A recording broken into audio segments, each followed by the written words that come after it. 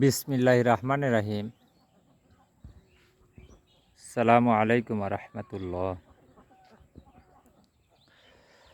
মন্ডল এগ্রোর পক্ষ থেকে সকলকে জানাই আন্তরিক শুভেচ্ছা।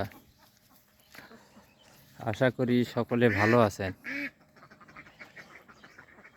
আর আমার আগের ভিডিওতে আপনাদেরকে বলে দিছিলাম যে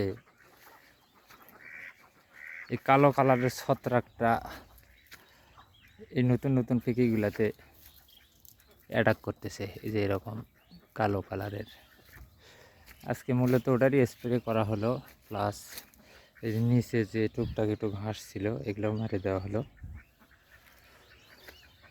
এখন মোটামুটি কাজ শেষ করে এখন চলে যাওয়ার পর পালা। এই সকাল 11টা থেকে যে 4টা পর্যন্ত শুধু স্প্রেই চললো। তো মূলত স্প্রেটা করার পরে গাছগুলো একটু ঝকঝকা লাগতেছে।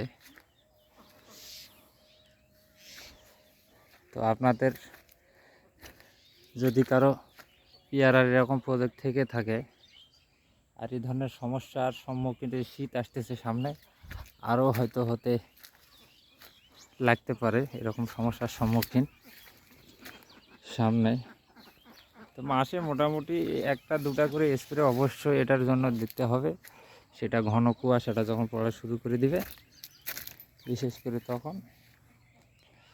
এখন আপাতত কাজ কামার নাই, এখন শুধু পলিথিন করা। অনেক পলিথিন ভিতরে ভিতরে বড় হয়ে গেছে, এগুলা মোটামুটি এখন পলিথিন করতে হবে। আর ঘাসগুলা অটো এখন হয়ে যাবে আস্তে আস্তে। তো এই হচ্ছে অবস্থা। সকলেই ভালো থাকবেন, সকলের সুস্বাস্থ্য ও দীর্ঘায়ু কামনা করে